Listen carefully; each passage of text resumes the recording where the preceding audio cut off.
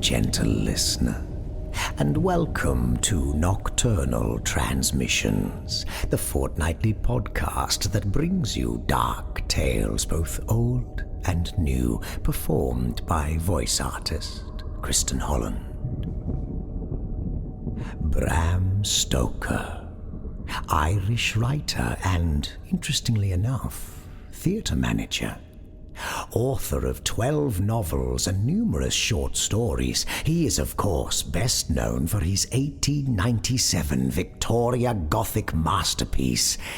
Yep, you guessed it. All together now, Dracula. Now, don't get too excited, gentle listener. We won't be performing an unabridged reading of Bram Stoker's fin de siècle masterwork in this episode, although wouldn't that be fun? Rather, we'll be presenting one of his short stories for your enjoyment. Before pressing on, though, I feel compelled to address any indigenous peoples of the Americas amongst our listeners out there. This story's title alone may give you pause. It's the SQUAW, by the way, not a term to be bandied about in this modern age. But there are also references made by one of our characters to interactions between Native Americans and soldiers, which are pretty bloody awful, gentle listener. Now, this is not the main thrust of the story, and this is a work of fiction, but nevertheless, I imagine some might find it quite triggering in relation to the terrible truths from which it draws inspiration. So, please, be warned. If it's any consolation, the character in question who raises these unpleasant reminiscences has his callousness, ignorance, and complicitness repaid in full at our tale's conclusion. All right, well, I dare say that may be our podcast's first ever trigger warning. Well, anyway, now that everyone is forewarned, Nocturnal Transmissions presents Bram Stoker's The SQUAW.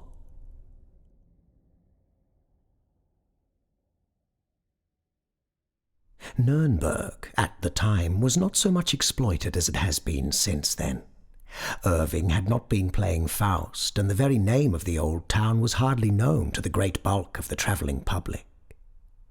My wife and I, being in the second week of our honeymoon, naturally wanted someone else to join our party, so that when the cheery stranger Elias P. Hutcheson, hailing from Isthmian City, Bleeding Gulch, Maple Tree County, Nebraska, turned up at the station at Frankfurt and casually remarked that he was going on to see the all-fired old Methuselah of a town in Europe, and that he guessed that so much travelling alone was enough to send an intelligent, active citizen into the melancholy ward of a daft house, we took the pretty broad hint and suggested that we should join forces.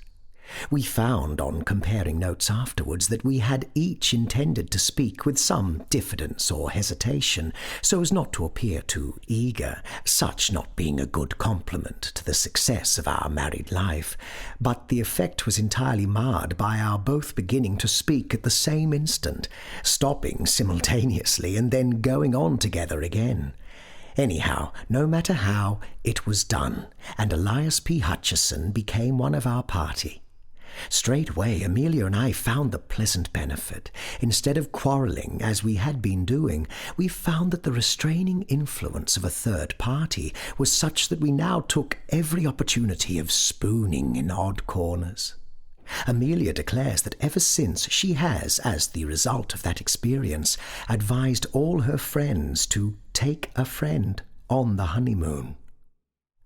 Well, we did Nuremberg together, and much enjoyed the racy remarks of our transatlantic friend, who from his quaint speech and his wonderful stock of adventures might have stepped out of a novel. We kept for the last object of interest in the city to be visited, the Burg, and on the day appointed for the visit strolled round the outer wall of the city by the eastern side. The burg is seated on a rock dominating the town, and an immensely deep fosse guards it on the northern side. Nurnberg has been happy in that it was never sacked. Had it been, it would certainly not be so spick and span perfect as it is at present. The ditch has not been used for centuries, and now its base is spread with tea gardens and orchards, of which some of the trees are of quite respectable growth. As we wandered round the wall, dawdling in the hot July sunshine, we often paused to admire the views spread before us, and in especial the great plain covered with towns and villages and bounded with a blue line of hills, like a landscape of Claude Lorraine. From this we always turned with new delight to the city itself, with its myriad of quaint old gables and acre-wide red roofs, dotted with dormer windows, tier upon tier. A little to our right rose the towers of the burg, and nearer still, standing grim, the torture tower, which was and is perhaps the most interesting place in the city.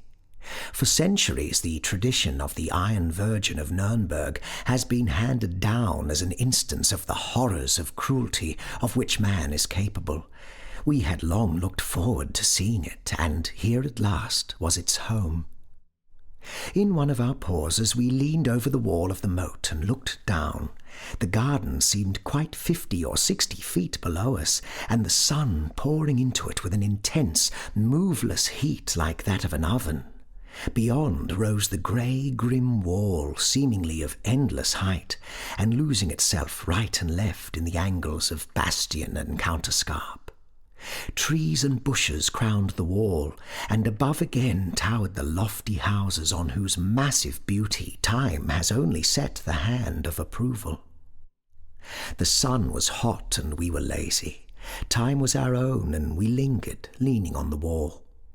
Just below us was a pretty sight, a great black cat lying stretched in the sun, whilst round her gambolled prettily a tiny black kitten.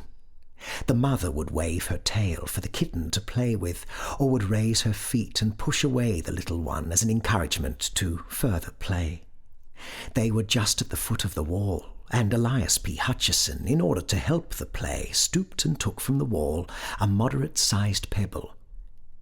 "See," he said, "I will drop it near the kitten, and they will both wonder where it came from."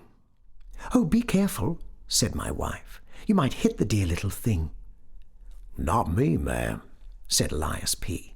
"Why, I'm as tender as a Maine cherry tree. Lord bless you, I wouldn't hurt the poor pooty little critter more'n I'd scalp a baby, and you may bet your variegated socks on that. See, I'll drop it fur away on the outside, so's not to go nearer."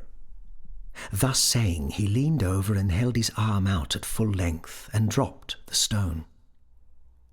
It may be that there is some attractive force which draws lesser matters to greater, or more probably that the wall was not plumb but sloped to its base, we not noticing the inclination from above, but the stone fell with a sickening thud that came up to us through the hot air, right on the kitten's head, and shattered out its little brains right then and there. The black cat cast a swift upward glance, and we saw her eyes like green fire fixed an instant on Elias P. Hutcheson, and then her attention was given to the kitten, which lay still with just a quiver of her tiny limbs, whilst a thin red stream trickled from a gaping wound. With a muffled cry, such as a human being might give, she bent over the kitten, licking its wound and moaning. Suddenly she seemed to realize that it was dead, and again threw her eyes up at us. I shall never forget the sight, for she looked the perfect incarnation of hate. Her green eyes blazed with lurid fire, and the white, sharp teeth seemed to almost shine through the blood which dabbled her mouth and whiskers. She gnashed her teeth, and her claws stood out stark and at full length on every paw. Then she made a wild rush up the wall, as if to reach us, but when the momentum ended, fell back, and further added to her horrible appearance, for she fell on the kitten, and rose with her black fur smeared with its brains and blood. Amelia turned quite faint, and I had to lift her back from the wall.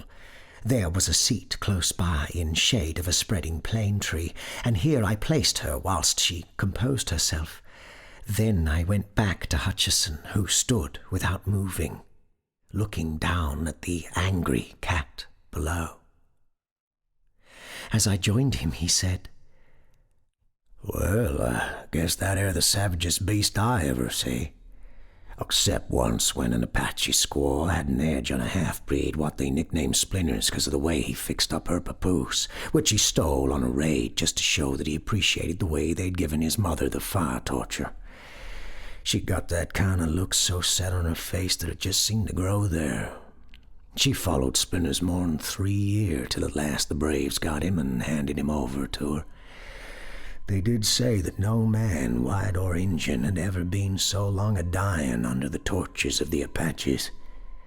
The only time I ever seen her smile was when I wiped her out.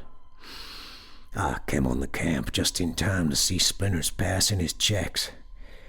And he wasn't sorry to go, either. He was a hard citizen, and though I never could shake with him after that papoose business, for it was a bitter bad, and he should have been a white man, for he looked like one, I see he had got paid out in full. Darn me, but I took a piece of his hide from one of his skinning posts and had it made into a pocketbook. It's here now." And he slapped the breast pocket of his coat. Whilst he was speaking, the cat was continuing her frantic efforts to get up the wall. She would take a run back and then charge up, sometimes reaching an incredible height. She did not seem to mind the heavy fall which she got each time, but started with renewed vigour, and at every tumble her appearance became more horrible. Hutcheson was a kind-hearted man.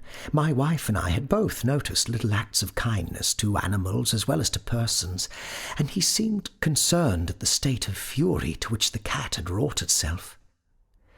"Well, now," he said, "I do declare that poor critter seems quite desperate.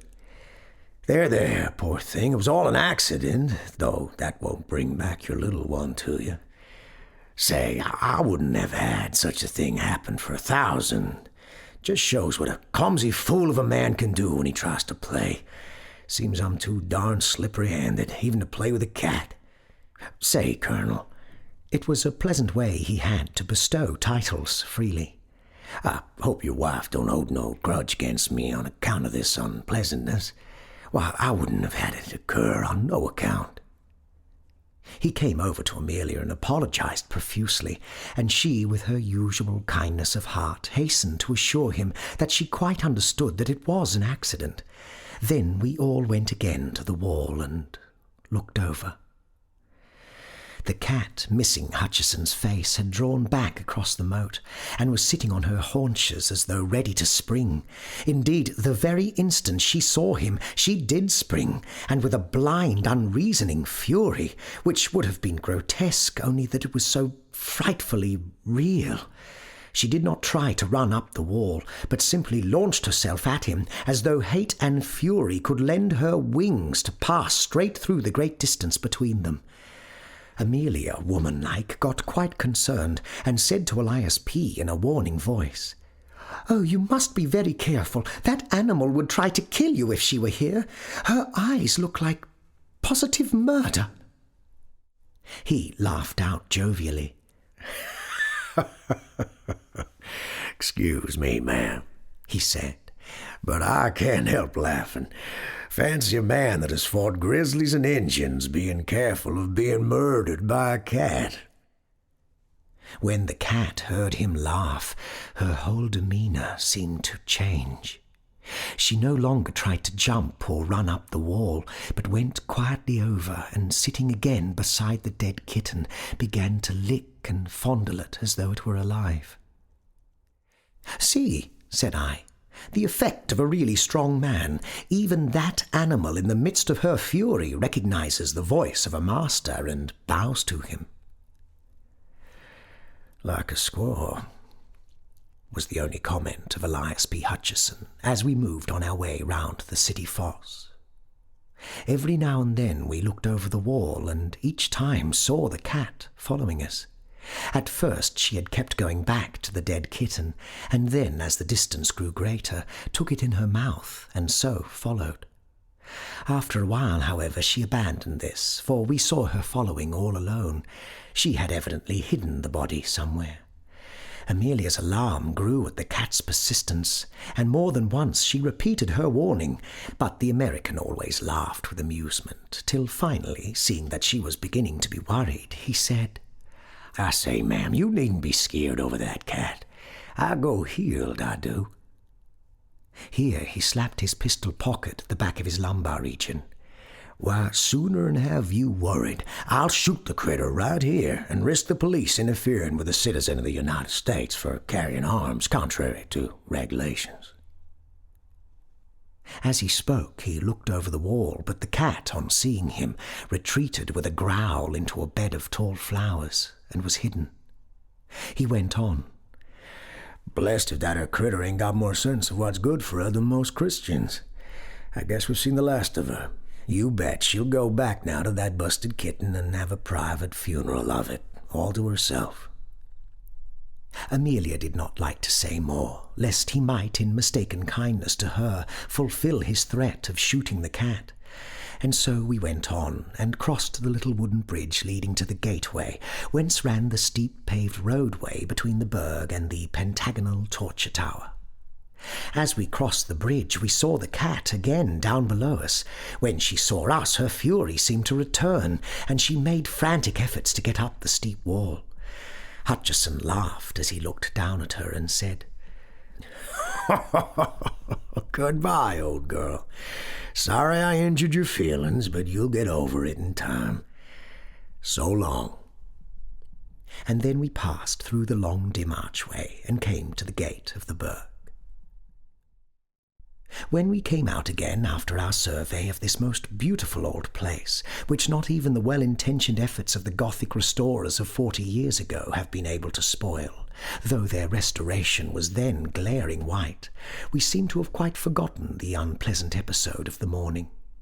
The old lime tree with its great trunk gnarled with the passing of nearly 9 centuries, the deep well cut through the heart of the rock by those captives of old, and the lovely view from the city wall, whence we heard, spread over almost a full quarter of an hour, the multitudinous chimes of the city, had all helped to wipe out from our minds the incident of the slain kitten.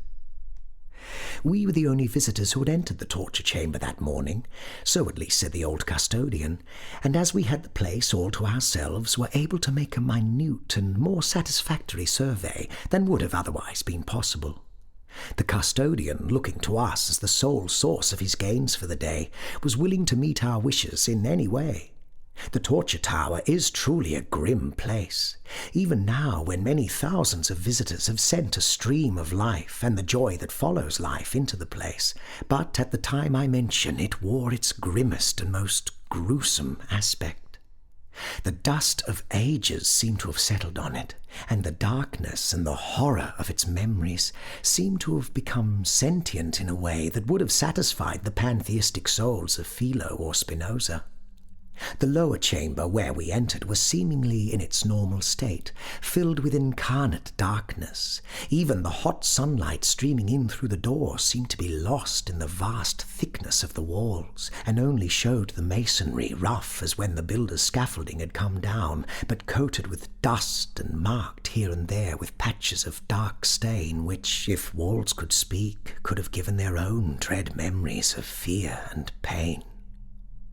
We were glad to pass up the dusty wooden staircase, the custodian leaving the outer door open to light us somewhat on our way, for to our eyes the one long, wicked, evil-smelling candle stuck in a sconce on the wall gave an inadequate light. When we came up through the open trap in the corner of the chamber overhead, Amelia held on to me so tightly that I could actually feel her heartbeat. I must say for my own part that I was not surprised at her fear, for this room was even more gruesome than that below. Here there was certainly more light, but only just sufficient to realize the horrible surroundings of the place. The builders of the tower had evidently intended that only they who should gain the top should have any of the joys of light and prospect. There, as we had noticed from below, were ranges of windows, albeit of medieval smallness, but elsewhere in the tower were only a very few narrow slits, such as were habitual in places of medieval defence. A few of these only lit the chamber, and these so high up in the wall that from no part could the sky be seen through the thickness of the walls. In racks and leaning in disorder against the walls were a number of headsmen's swords, great double-handed weapons with broad blade and keen edge. Hard by were several blocks whereon the necks of the victims had lain, with here and there deep notches where the steel had bitten through the guard of flesh and shored into the wood. Round the chamber, placed in all sorts of irregular ways, were many implements of torture, which made one's heart ache to see.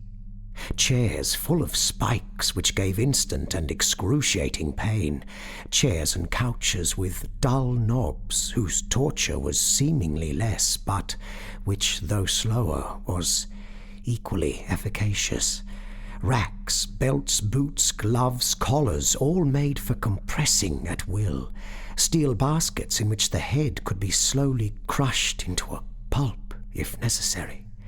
Watchman's hooks with a long handle and knife that cut at resistance, this a speciality of the old Nuremberg police system, and many, many other devices for man's injury to man. Amelia grew quite pale with the horror of the things, but fortunately did not faint, for, being a little overcome, she sat down on a torture chair, but jumped up again with a shriek, all tendency to faint gone. We both pretended that it was the injury done to her dress by the dust of the chair and the rusty spikes which had upset her, and Mr. Hutcheson acquiesced in accepting the explanation with a kind-hearted laugh. But the central object in the whole of this chamber of horrors was the engine known as the Iron Virgin, which stood near the centre of the room. It was a rudely shaped figure of a woman, something of the Bell order, or, to make a closer comparison, of the figure of Mrs. Noah in the Children's Ark, but without that slimness of waist and perfect rondeur of hip which marks the aesthetic type of the Noah family. One would hardly have recognized it as intended for a human figure at all, had not the founder shaped in the forehead a rude semblance of a woman's face. This machine was coated with rust without and covered with dust. A rope was fastened to a ring in the front of the figure, about where the waist would have been, and was drawn through a pulley fastened on the wooden pillar which sustained the flooring above. The custodian pulling this rope showed that a section of the front was hinged like a door at one side. We then saw that the engine was of considerable thickness, leaving just room enough inside for a man to be placed. The door was of equal thickness and of great weight, for it took the custodian all his strength, aided though he was by the contrivance of the pulley, to open it. This weight was partly due to the fact that the door was of manifest purpose, hung so as to throw its weight downwards, so that it might shut of its own accord when the strain was released. The inside was honeycombed with rust, nay, more. The rust alone that comes through time would hardly have eaten so deep into the iron walls. The rust of the cruel stains was deep indeed. It was only, however, when we came to look at the inside of the door that the diabolical intention was manifest to the full. Here were several long spikes, square and massive, broad at the base and sharp at the points, placed in such a position that when the door should close, the upper ones would pierce the eyes of the victim, and the lower ones his heart and vitals. The sight was too much for poor Amelia, and this time she fainted dead off, and I had to carry her down the stairs and place her on a bench outside till she recovered. That she felt it to the quick was afterwards shown by the fact that my eldest son bears to this day a rude birthmark on his breast, which has, by family consent, been accepted as representing the Nurnberg Virgin. When we got back to the chamber, we found Hutcheson still opposite the Iron Virgin. He had been evidently philosophizing, and now gave us the benefit of his thought in the shape of a sort of exordium. "Well, I guess I've been learning something here while Madame has been getting over her faint. 'Pears to me that we're a long way behind the times on our side of the big drink. We used to think out on the plains that the engine could give us points in trying to make a man uncomfortable, but I guess your old medieval law and order party should raise him every time. Splinters was pretty good in his bluff on the SQUAW, but this here young miss held a straight flush all high on him. The points of them spikes are sharp enough still, though even the edges are eaten out by what used to be on 'em. It'd be a good thing for our Indian section to get some specimens of this here play toy to send round to the reservations, just to knock the stuffing out of the bucks. And the squaws, too, by showing them as how old civilization lays over them at their best. Guess but I'll get in that box a minute just to see how it feels." "Oh, no," said Amelia. "It's too terrible." "Guess, ma'am, nothing's too terrible to the exploring mind. I've been in some queer places in my time. Spent a night inside a dead horse while a prairie fire swept over me in Montana Territory, and another time slept inside a dead buffler when the Comanches was on the warpath and I didn't care to have my kyard on 'em. I've been 2 days in a caved-in tunnel in the Billy Bronco gold mine in New Mexico and was one of the 4 shut up for 3 parts of a day in the casing what slid over on her side when we was setting the foundations of the Buffalo Bridge. I've not funked an odd experience yet, and I don't propose to begin now." We saw that he was set on the experiment, so I said, "Well, hurry up, old man, and get through it quick." "All right, General," said he, "but I calculate we ain't quite ready yet. The gentlemen, my predecessors, what stood in that there canister, didn't volunteer for the office. Not much. And I guess there was some ornamental tying up before the big stroke was made. I want to go into this thing fair and square, so I must get fixed up proper first.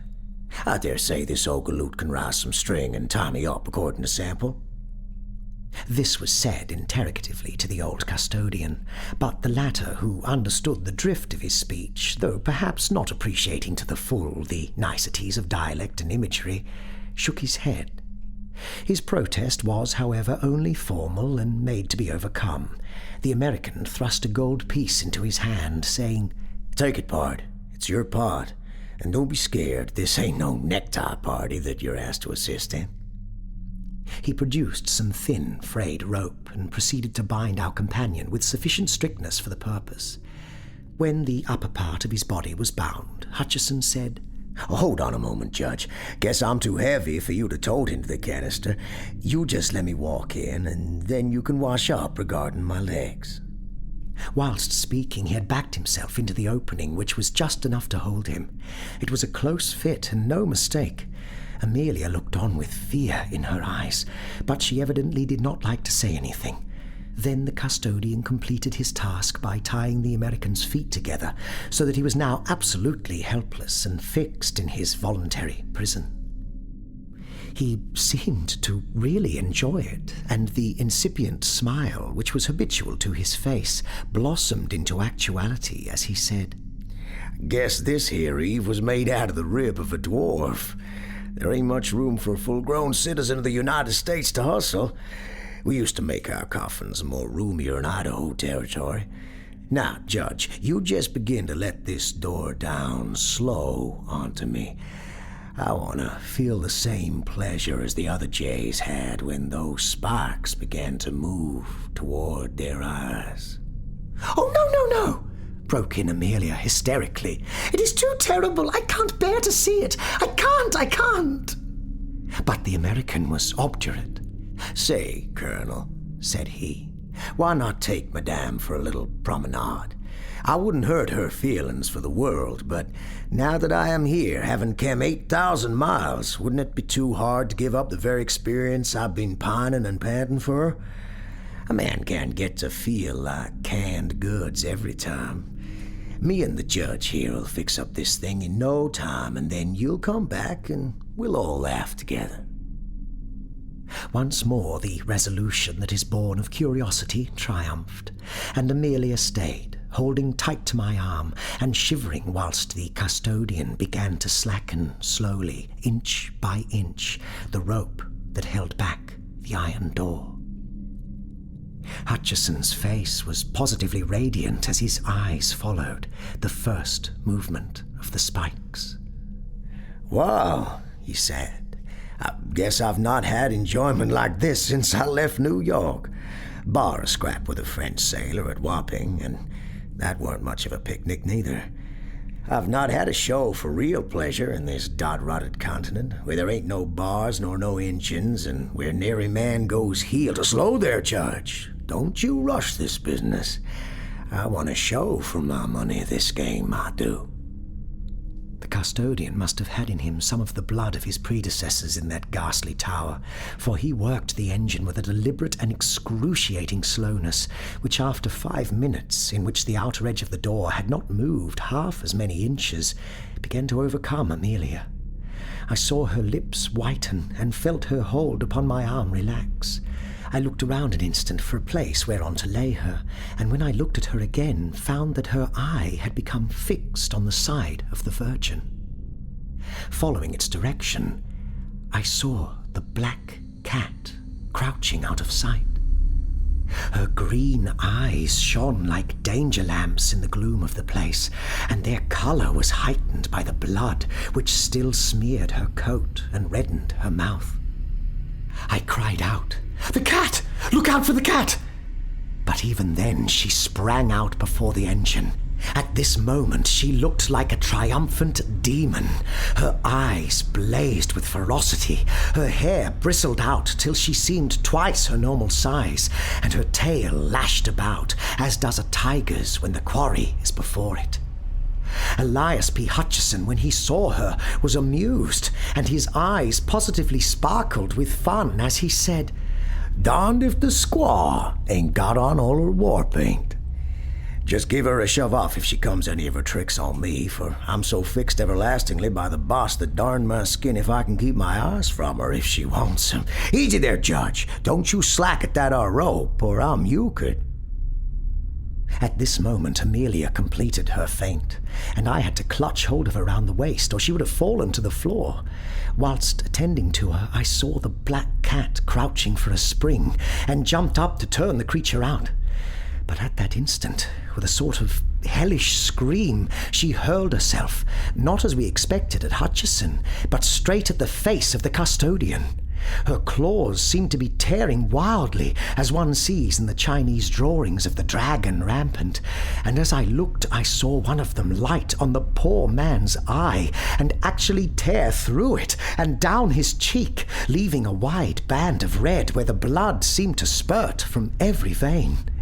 With a yell of sheer terror which came quicker than ever his sense of pain, the man leaped back, dropping as he did so the rope which held back the iron door. I jumped for it, but was too late, for the cord ran like lightning through the pulley block, and the heavy mass fell forward from its own weight.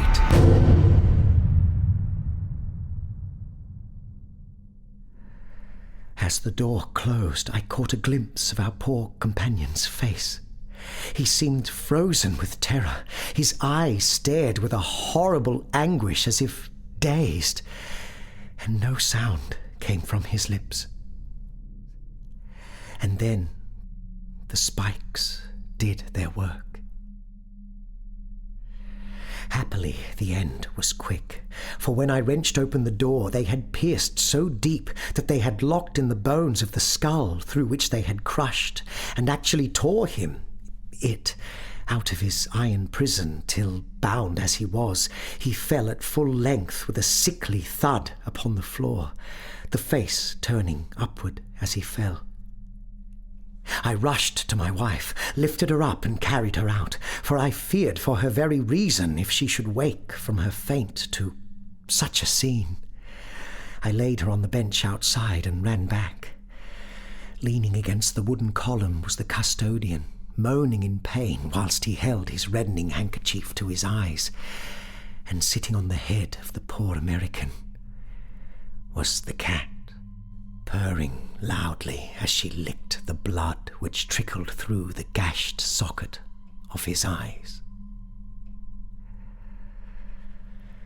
I think no one will call me cruel because I seized one of the old executioner's swords and shore her in two as she sat.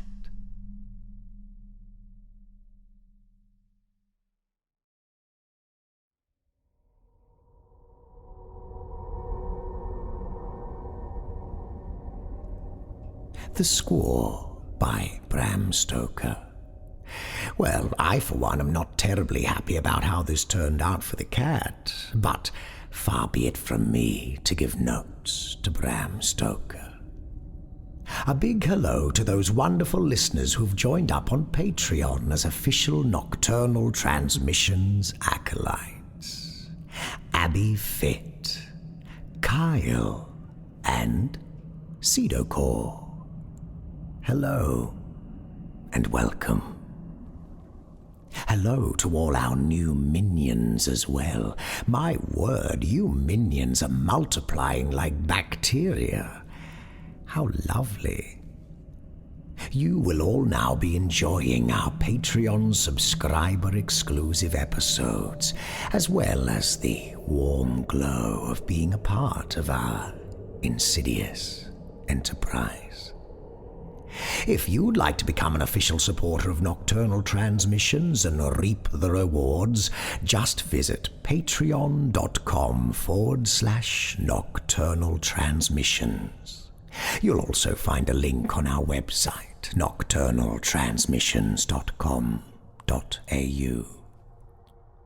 Before we leave you, I do believe it's time for another installment of Nocturnal Transmissions Recommends. Now, as passionate lovers of all things horror, as I'm sure you all are, gentle listeners, you'll certainly be aware of the wonderful 2008 Swedish vampire film, Let the Right One In, based on the likewise titled novel by John Ajvide Lindqvist.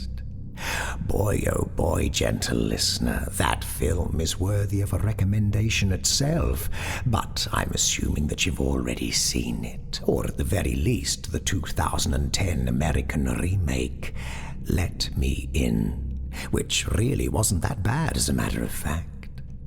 So what we're recommending to you this time around is actually another book by Mr. Lindqvist. His collection of short stories, Let the Old Dreams Die, which we are currently reading and enjoying very much. Now, don't worry, gentle listener, it's all been translated from Swedish into lovely, accessible English for your convenience. It's first-class horror writing, my dears, and you know how much we enjoy such things here at Nocturnal Transmissions. Now, if you do decide to take our advice and pick up this particular tome, and you find it to your liking, well, I have a pleasant surprise for you. The opening story, Border, has recently been adapted into a feature film entitled, well, Border. Oh, gentle listener, it's a wonderful, dark little film full of surprises.